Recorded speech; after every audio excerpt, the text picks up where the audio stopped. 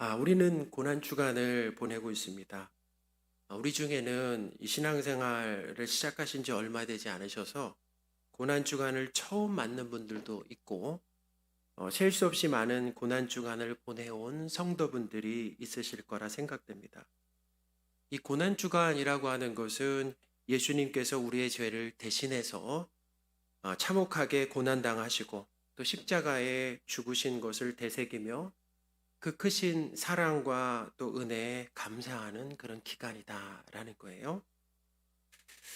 이 고난 주간을 의미 있게 잘 보내고 계십니까?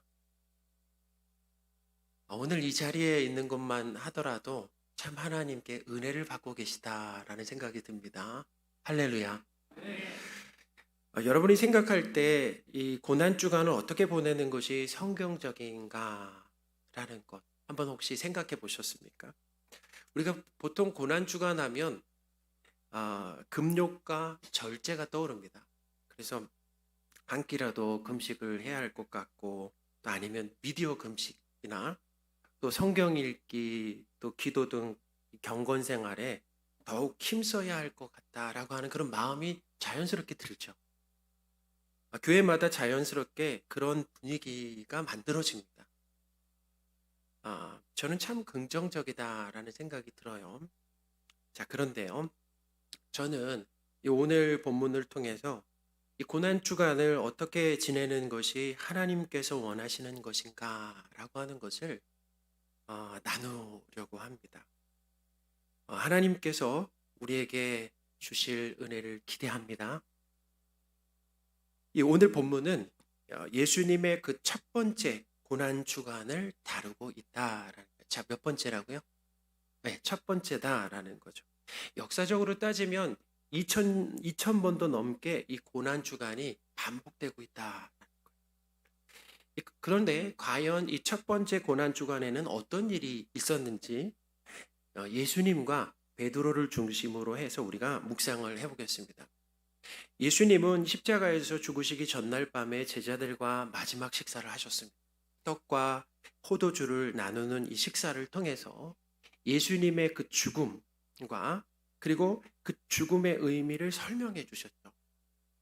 예수님은 십자가의 이 죽음을 미리 다 알고 계셨습니다. 예수님께서 많은 사람들의 죄를 사하기 위해서 예수님의 몸을 주시고 피를 흘리신다라고 말씀하셨죠. 마태복음 26장 27절 그리고 28절입니다. 또 잔을 가지사 감사기도 하시고 그들에게 주시며 이르시되 너희가 다 이것을 마시라. 이것은 죄사함을 얻게 하려고 많은 사람을 위하여 흘리는 바 나의 피 곧 언약의 피니라. 아멘.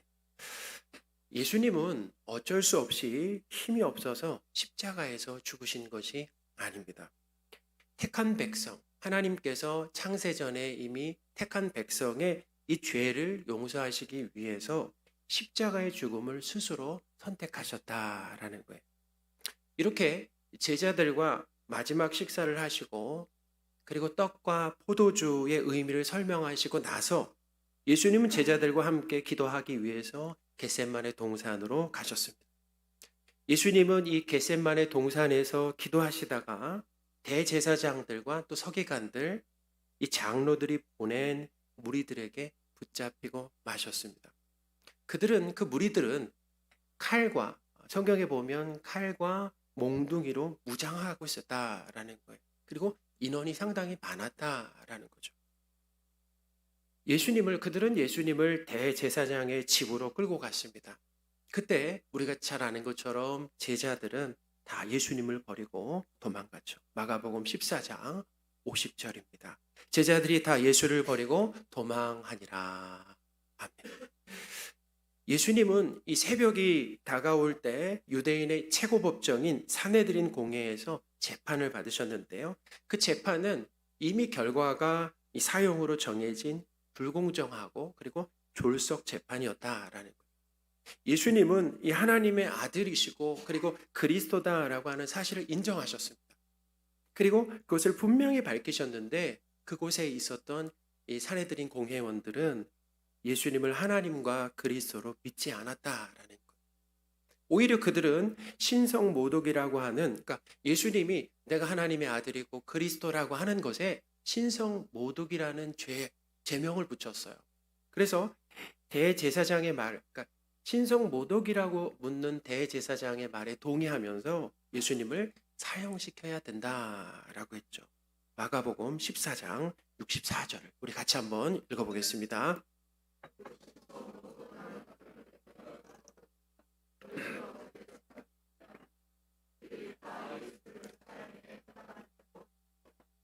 아멘. 사람들은 이미 재판이 끝난 것처럼 이제 예수님의 얼굴에 침을 뱉었습니다. 또 주먹과 손바닥으로 쳤다라고도 하고, 그러면서 예수님을 모욕하는 것을 서슴지 않았다라는 것입니다.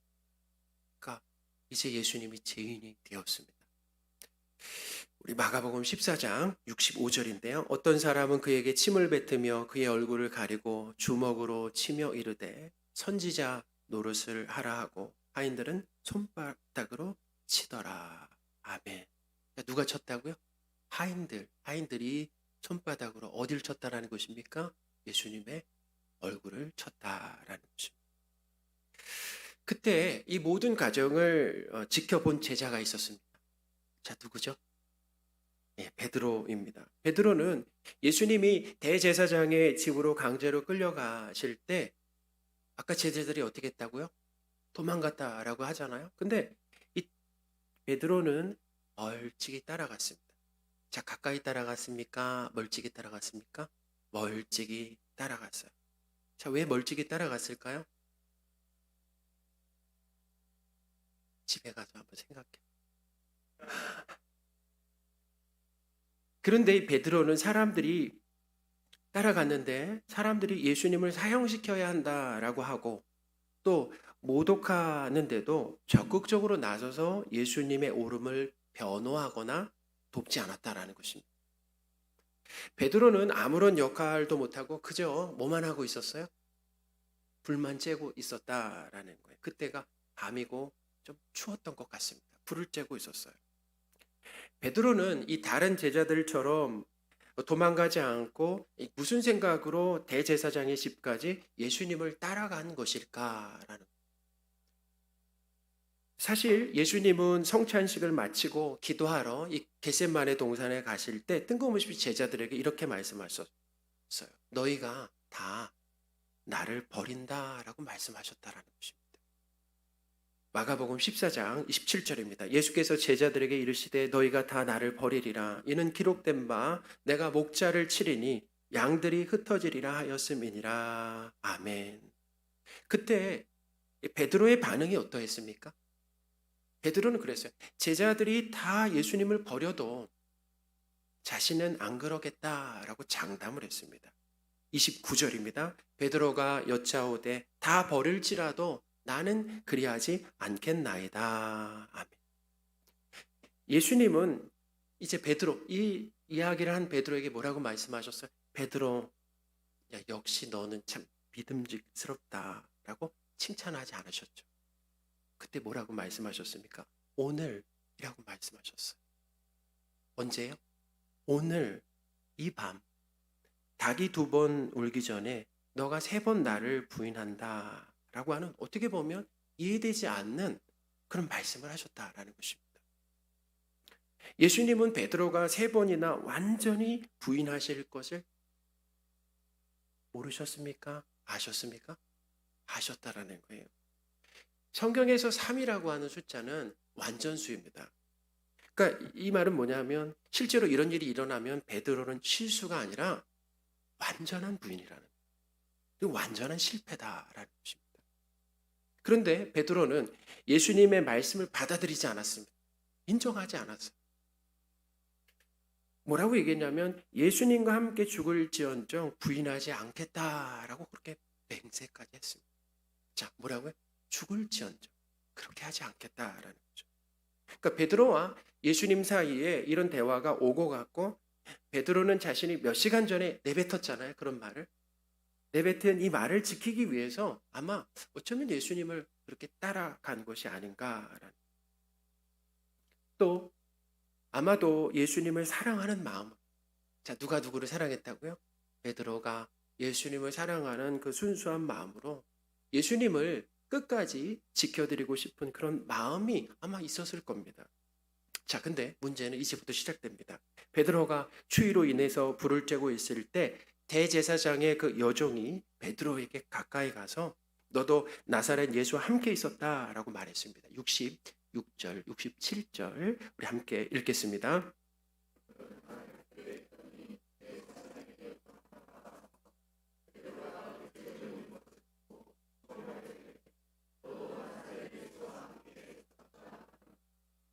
아멘.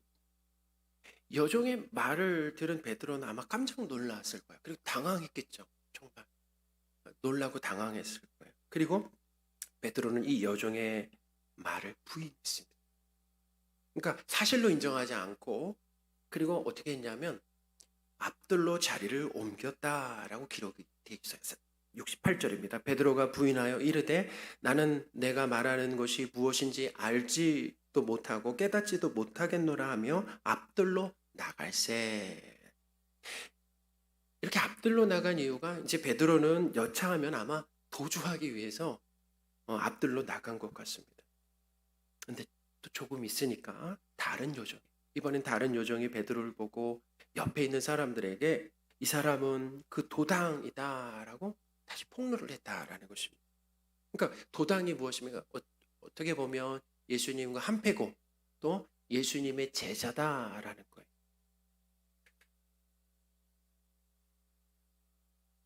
베드로는 어떻게 했습니까?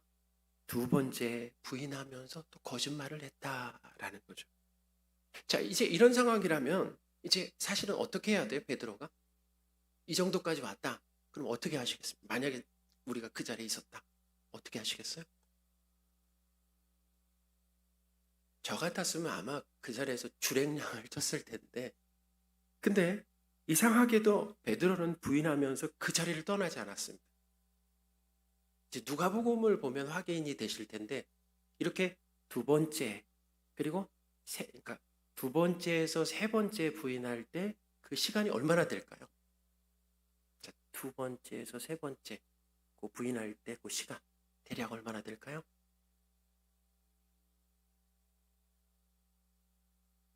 누가복음에 보면 확인하실 수 있으실 텐데 대략 한 1시간 정도 됩니다. 그러면은 1시간 정도 어떻게 해요? 시간이 지난 거잖아요. 1시간쯤 시간이 다 지났는데 베드로 곁에 있던 사람들이 베드로에게 또다시 너도 갈릴리 사람이니 예수의 제자가 틀림없다라고 이제 몰아세웠다라는 것입니다. 70절입니다. 또 부인하더라. 조금 후에 곁에 서 있는 사람들이 다시 베드로에게 말하되 너도 갈릴리 사람이니 참으로 그 도당이니라. 아멘. 베드로는 이번에 저주하며 맹세했습니다. 그러면서 나는 너희가 말하는 이 사람을 알지 못한다라고 했죠. 71절. 그러나 베드로가 저주하며 맹세하되 나는 너희가 말하는 이 사람을 알지 못하노라 하니. 아멘. 베드로는 예수님을 모른다고 그리고 예수님과 관계없다고 3번이나 부인했습니다. 그때 어떤 일이 일어났습니까? 그때 본문에 보면 닭이 몇 번째 울었다라고 합니까? 2번째 울었다는. 그럼 첫 번째는 언제 울었어요? 묵상해 보시기 바랍니다. 첫 번째 닭 울었어요? 안 울었어요? 못 들었어요? 묵상해 보시기 바랍니다. 자, 몇 번째 닭이 울었다고요? 2번째 닭이 울었다라는 것입니다. 베드로는 그때서야 예수님께서 자신에게 닭이 2번 울기 전에 너가 3번 나를 부인한다라고 하는 이 말씀이 기억나죠. 72절 우리 함께 읽겠습니다.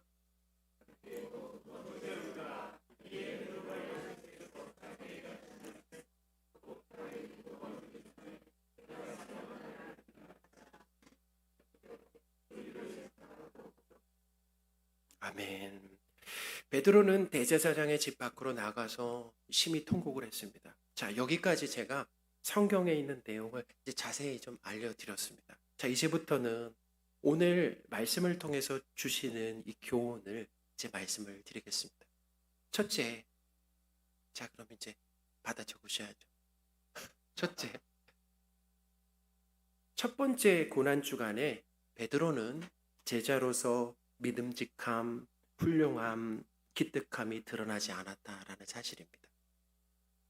오히려 그의 연약함, 무능력함, 추악하고 부끄러운 모습이 여실히 드러났다라는 것입니다. 고난 주간에 베드로의 이 어떤 모습이 드러났다고요? 그렇죠. 추악하고 연약하고 무능력한 모습이 드러났다라는 것입니다. 그걸 꼭 기억하시오. 예수님께서 베드로에게 너가 3번 나를 부인한다라고 하는 정확한 숫자와 횟수, 그다음에 닭이 2번 울기 전까지라는 상황까지 말씀하셨을 때 베드로는 인정하지 않았어요. 아마 속으로 이렇게 생각했을 거예요. 예수님은 저를 잘 모르시는 것 같아요. 저는 그런 사람이 아닙니다 라고 아마 했을 겁니다. 그런데 베드로는 첫 번째 고난 주간에 예수님을 완전히 부인한 제자로 실패한 사람으로 밝히 드러나게 되었다라는 거죠. 성도 여러분께 한 가지 한번 여쭤보겠습니다. 고난 주간에 우리의 훌륭함, 순종함, 거룩함이 드러나면 좋겠습니까? 아니면 우리의 연약함, 무능력함, 추악함이 드러나면 좋겠습니까? 고난 주간에 더 기도하고 또 어떻게 보면 더 기도도 안 하고 예배도 소홀하고 인색하고 절제하지 못하고 파도 참지 못하는 모습이면 아마 성도로서 부끄럽겠죠. 첫 번째 고난 주간의 12제자의 모습은 베드로를 포함해서 제자로서 감추고 또 지우고 싶을 정도로 창피한 모습이었다라는 것입니다.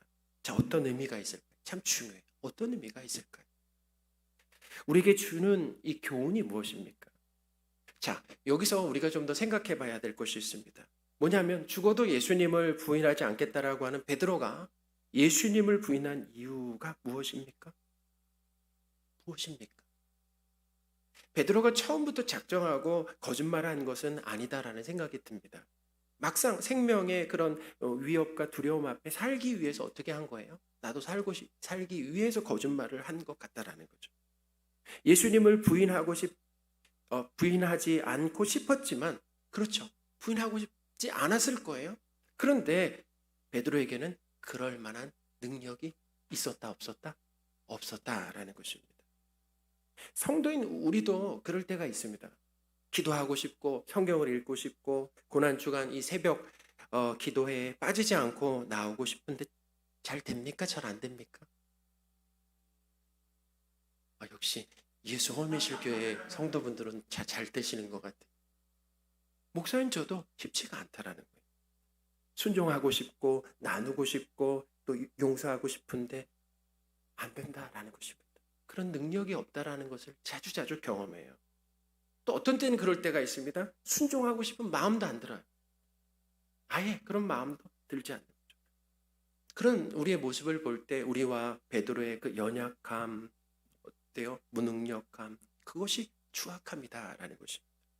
베드로가 예수님을 부인한 또 다른 이유가 있는데 왜 그렇게 부인한 것입니까? 어쩌면 자신이 손해보게 생겼어요. 또 죽을 수 있다라는 그 위험에 내몰렸을 때, 자, 누구를 위해서요? 자신을 위해서. 자, 누구 살자고요? 나 살자고, 저 살자고 예수님을 부인한 것이다라는 거죠.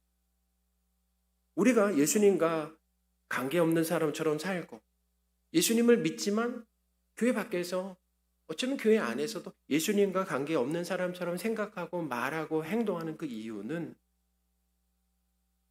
불순종한 하나님 말씀에 불순종하는 이유는 결국 그 밑바닥에 자, 누구를 위한 것입니까?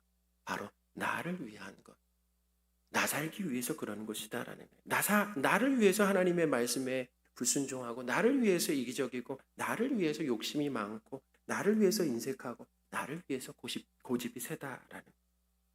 하나님께서 사랑하시는 성도 여러분, 첫 번째 고난 주간을 맞이했을 때 베드로처럼 성도인 우리의 연약함과 또 무능력함과 추악함이 여실히 만약에 드러난다라고 한다면은 정죄하거나 자책하지 마시고 그 의미를, 그런 상황을 우리에게 허락하신 그 이유를 한번 생각해 봤으면 좋겠습니다. 어떤 의미가 있습니까?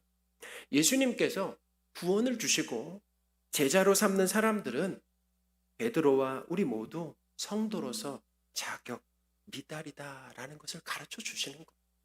우리가 구원받을 만해서 다른 사람보다 더 나아서 예수님이 우리를 위해서 고난당해 주신 것이 아니다라는 것입니다.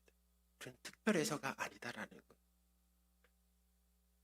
구원받을 자격이 없다라고 하는 이것이 고난주간이나 우리가 지금 겪고 있는 고난주간이나 인생에서 그것이 자주자주 증명되고 있다라는 거죠.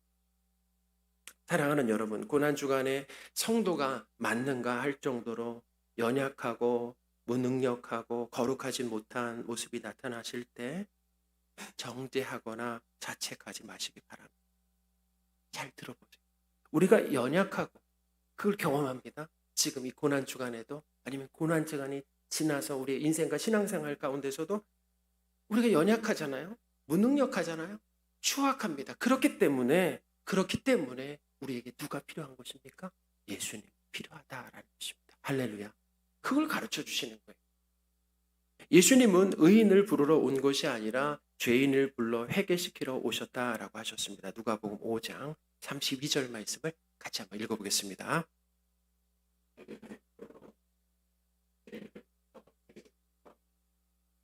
우리는 신앙생활을 통해서 내가 죄인인 것을 반복해서 깨닫는 것입니다. 내가 괜찮은 사람, 훌륭한 사람이 아니라 내가 죄인이다라고 하는 것을 반복해서 깨닫고 들키는 거예요. 들켜야 됩니다. 내 죄를 사함받기 위해서 그런 내가 제사함 받기 위해서 예수님이 필요하다라는 것을 끊임없이 배우는. 그래서 나에게 누가 필요하다고요? 예수님이 필요하다.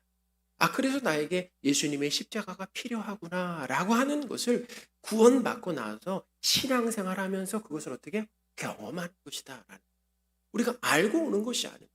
몰라요. 신앙생활을 하고 나보니까 내가 어떤 존재인가라고 하는 것을 알게 된다는.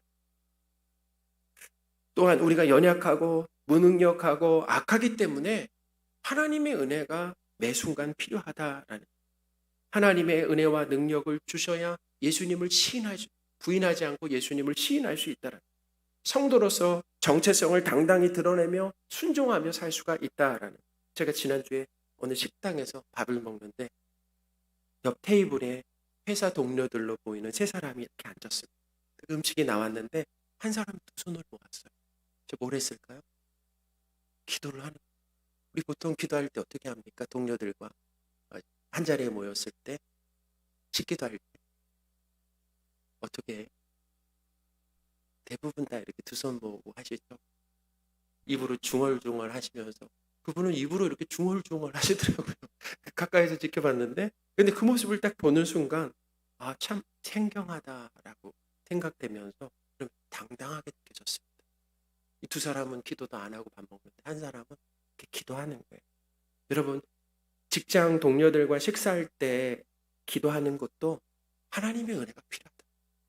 하나님의 은혜가 필요한 것입니다. 가까운 친척분이 있는데요. 저한테 자주 전화해서 돈을 빌려달라고요. 근데 이제 그 거액은 아니고 소액인데 문제는 자주 빌려달라고. 그렇게 지금도 계속되고 있어요. 그러다 보니까 사실 화가 납니다. 화가 나고. 그러다 보니 그분에게 전화가 오네. 안 받고 받아도 살살 맞게 대하고. 제가 생각해 보니까 먼저 전화한 일은 거의 없었어요. 제가 어떻게 지내시느냐 먼저 전화한 이유로. 근데 최근에 이런 생각이 들었어요. 뭐냐면 목사님 나에게 참 사랑이 없구나 라는 생각이 들었습니다. 저한테 잘해주고 그리고 저에게 도움이 되고 이익이 되는 사람들한테는 그냥 간과 슬개까지 그냥 다 빼주면서 막 친절한데 도움이 안 되는 사람에게는 제가 너무 차갑게 대하는 거예요. 다른 사람 같아요. 전혀 다른 사람. 여러분 사랑은 우리의 것이 아닙니다. 착각하면 안 돼. 만약에 이 사랑이라는 것이 우리의 것이고 우리가 소유했다라고 한다면 늘 사랑해야 된다. 근데 늘 사랑이 됩니까? 안 되죠. 우리 것이 아니에요. 자, 사랑은 누구 것입니까? 성령 하나님의 것입니다. 성령 하나님께서 우리에게 사랑을 나눠주시면 그때 우리에게서 뭐가 나오는 거예요? 사랑을 나눠주시면 사랑이 나오는 것이고, 사랑을 걷어가시면 사랑할 수가 없게 된다라는 것입니다. 우리는 그걸 깨달아야 돼요. 아, 사랑은 내 것이 아니다라는 거죠. 하나님이 사랑을 우리에게 나눠주셔야 사랑할 수 없는 사람도 사랑하고 따뜻하게 대할 수 있는 거죠. 하나님께서 사랑하시는 성도 여러분, 싫은 사람, 불편한 사람, 나와 잘 안 맞는 사람까지 사랑할 수 있도록 하나님께 은혜를 매일 구하시기 바랍니다. 우리가 연약하고 무능력하고 추악하기 때문에 늘 뭐가 필요하다는 것입니까? 하나님의 은혜가. 그래서 찬송가 292장에 보면 주 없이 살 수 없다라고 하는 그 고백이 나와야 된다는. 하나님은 우리를 그 자리로 이끌어 가신다는. 생각해 보세요. 처음부터 그 자리로 가는 사람이 없어요. 마치 우리가 신앙생활을 하면 주 없이도 살 수 있는 사람들처럼, 혼자서도 잘할 수 있는 사람들처럼 살아가려고 하는 것이 우리의 모습이다라는 것입니다. 근데 우리가 어느 자리로 가야 된다고요? 주 없이 살 수 없습니다. 오늘 하루를 주셨는데 은혜인데 하나님이 우리에게 은혜 주시지 않으면 하루를 살아낼 수가 없습니다. 매 순간순간마다 은혜를 주셔야 됩니다 라고 하는 그 자리로 우리를 이끌어 가신다라는 거죠. 고난주간을 통해서 내가 연약하고 무능력하고 추악한 존재인 것을 깊이 알아가시고 인정하시기 바랍니다. 이것은 자기 비하가 아니에요. 자기 비하가 아니라 자기 인정입니다. 자기 인정과 그리고 이것이 자기 부인이라는 거예요. 만약에 자기 인정이 안 된다. 그리고 나는 그런 사람이 아니다라고 하는 오리발을 계속 오리발을 그냥 내밀면 어떤 일이 일어나는 것입니까? 베드로처럼 누굴 부인하게 되는 것입니까? 예수님을 부인하게 된다라는 거예요. 우리에게 필요한 건 무엇입니까? 자기 인정과 자기 부인이다. 우리는 안 됩니다. 나는 안 됩니다라는 거예요. 그리고 예수님의 십자가와 하나님의 은혜가 매 순간 필요한 존재임을 되새기시기 바랍니다. 한 가지가 더 남았는데 시간이 다 됐는데, 제가 원래는 설교를 짧게 하는데 여기 목사님 교회 와서는 그래도 더 준비를 해야 될 것 같아요. 준비를 이제 했는데 우리 시간이 허락 맡았으니까. 오늘 말씀을 통해서 주시는 두 번째 교훈이 있습니다. 예수님은 베드로의 그 연약함, 무능력, 추악함을 다 아시면서, 아셨다고요? 모르셨다고요? 다 아시면서 베드로를 구원하시고 제자로 선택해 주셨다라는 것입니다. 예수님은 베드로가 예수님을 3번 부인할 것을 미리 아셨다라는 거예요. 마가복음 14장 30절입니다. 예수께서 이르시되 내가 진실로 내게 이르노니 오늘 이 밤 닭이 2번 울기 전에 내가 3번 나를 부인하리라. 아멘. 여러분 생각해 보세요. 우리 같으면 그 사람에 대해서 다 아는데 결혼하고 친구하고 가까이 할 수 있겠습니까? 그 사람에 대해서 다 아는데. 아까 목사님이 저에 대해서 칭찬을 많이 하셨잖아요. 저를 모르고 칭찬하신. 잘 몰라요. 목사님은 사실은 저를. 보통 우리는 모르고 결혼하고 모르고 친구하고 모르고 친해지고 나서 뒤통수를 맞는 경우가 상당히 많이 있습니다. 그런데 예수님께서 관계 맺는 방식은 죄인인 우리와 너무나 다르다라는 거예요. 우리의 연약함, 무능력함, 약함을 아시는데 구원하시고 제자로 선택해 주셨다라는 것입니다. 여러분 이것을 통해서 무엇을 알 수 있습니까? 그것은 죄인인 우리를 무죄하게 사랑하신다라는 것입니다. 할렐루야. 사랑하신다라는 거예요. 죄인인 우리, 어쩌면 내놓을 만한 것이 하나도 없는 우리, 자격 없는 우리, 이렇게 예수님을 부인하는 그 우리죠. 불순종한 우리, 불성실한 우리를 어떻게 해요? 다 아시면서 어떻게 하신다고요? 사랑하신다라는 것입니다. 모르는 것이 아니라 다 아신다. 우리의 성품과 선행과 순종, 봉사, 헌금 때문에, 예수님은 저의 키 때문에 사랑하시는 게 아니에요. 우리가 다른 사람보다 똑똑해서 사랑하시는 것이 아니다라는 것입니다. 우리가 더 헌신해서 헌금을 더 많이 내어서 더 오랜 기간 봉사해서 우리를 사랑하시는 것이 아니다. 어쩌면 눈 씻고 찾아도 사랑할 만한 구석이 없는데 사랑하신다는. 보통 사람은 그래요. 사랑받을 짓을 해야 뭐 한다고요? 사랑하잖아요. 그게 우리입니다. 안 돼요. 사람은 자격을 따지고 일할 만큼 대우를 합니다. 이것을 세상에 잊히잖아요. 2003년에 개봉된 콘크리트 유토피아라고 하는 영화가 있습니다. 이병헌 씨와 박보영 씨가 주연인데요. 영화의 줄거리가 이렇습니다. 갑작스러운 이 대지진으로 인해서 서울에 있는 모든 건물이 다 무너지고 황궁이라고 하는 아파트 한 채만 남게 되었습니다. 소문을 들은 이 생존자들이 살기 위해서 아파트로 모여들자 아파트 입주민들은 생존의 그 위협을 느끼고 혹독한 추위임에도 외부인들을 매몰차게 어떻게 다 내쫓았어요. 아파트에 정착해서 살려면은 입주민이라고 하는 그 자격이 필요했다라는 거예요. 그것 한 가지입니다. 가장 중요한 것이 입주민. 자격이 없으면 아파트에 살 수가 없어요. 어르신도 아이라도 살 수가 없다라는 것입니다. 외부인들을 이렇게 몰아내고 나서 이 황궁 아파트는 안정을 찾고 그들만의 천국을 이루었다라는 것입니다. 이 국가 재난 상황이기 때문에 아파트 지도자들은 이제 생활 필수품을 이제 배급제로 나눠주게 되었습니다. 근데 똑같이 나눠준 게 아니에요. 어떻게 나눠주냐면 기여도와 일한 만큼 차등 배급을 했죠. 재난 중에 이 아파트의 모습을 보면서 이것은 어떻게 보면 은혜가 없는 각박한 그 세상의 축소판이다라고 하는 것을 느끼게 되었습니다.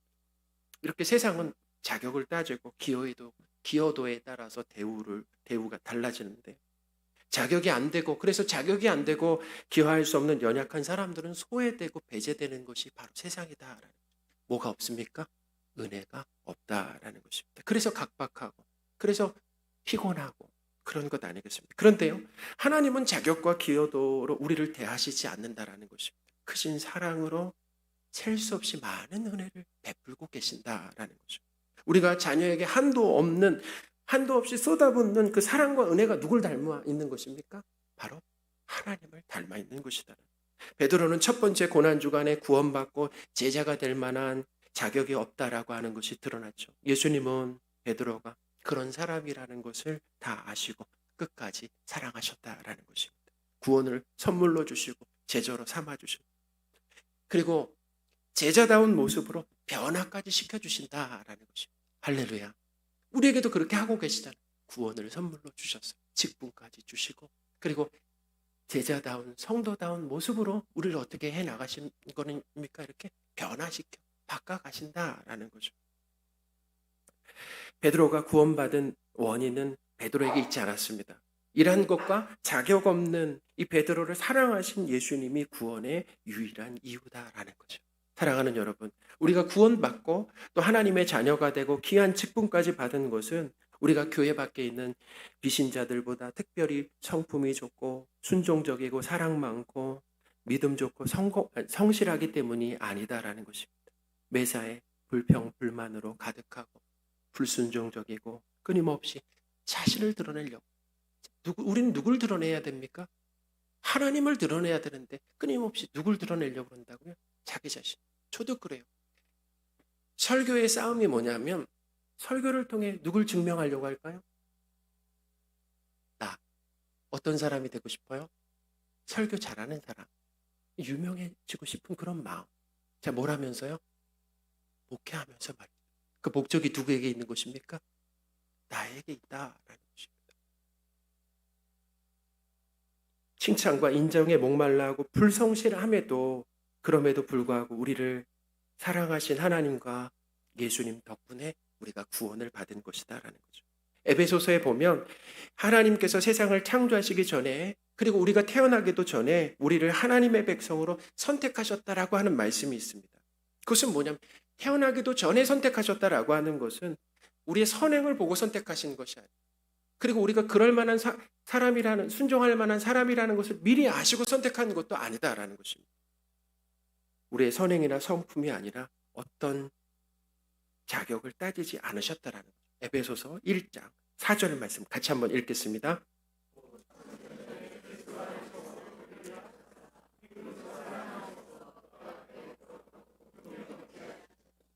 아멘. 에베소서 2장 8절 9절도 보겠습니다. 너희는 그 은혜에 의하여 믿음으로 말미암아 구원을 받았으니 이것은 너희에게서 난 것이 아니요 하나님의 선물이다. 행위에서 난 것이 아니니 이는 누구든지 자랑하지 못하게 함이라. 아멘. 죄인의 관심은 자기 자랑이고 의인의 관심은 하나님 자랑입니다. 사랑하는 여러분, 죄인임에도 불구하고 끝까지 사랑해 주시고 또 구원과 직분을 주신 하나님을 찬양하시기 바랍니다. 제 말씀을 정리하겠습니다. 첫 번째 고난주간을 맞은 제자 베드로는 예수님을 모른다고 3번씩이나 부인하며 제자로서 완전 실패했습니다. 그러니까 제자로 면목이 없었다라는 것입니다.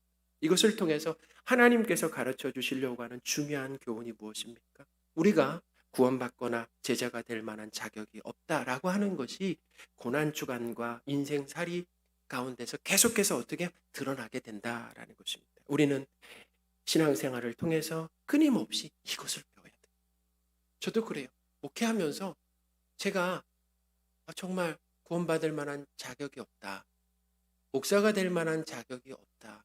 내가 구원받은 성도가 맞는가 하는 일들이 더 많이 신앙생활을 하면 할수록 그런 생각이 더 많이 든다라는 면목이 없다라는 것입니다. 또한 그럼에도 불구하고 죄인인 우리를 사랑하신 예수님의 크신 이 은혜로 구원받고 직분을 받았다라고 하는 것을 우리가 배워야 됩니다. 고난주간을 보내시면서 우리의 무능력함과 그리고 연약함과 추악함이 드러날 때 정죄하거나 자책하지 마시기 바랍니다. 그래서 우리에게 뭐가 필요하다고요? 예수님의 십자가가 필요합니다. 그래서 우리에게 이 하나님의 그 은혜가 필요하다라고 하는 나는 그런 사람이구나라고 하는 그 고백의 자리로 가시기 바랍니다. 그것이 바로 하나님이 우리에게 원하시는 것이다라는. 또한 그럼에도 불구하고 구원해 주시고 직분을 주신 예수님의 크신 사랑과 은혜 감사하시고 찬양하시는 저와 여러분들이 되셨으면 좋겠습니다.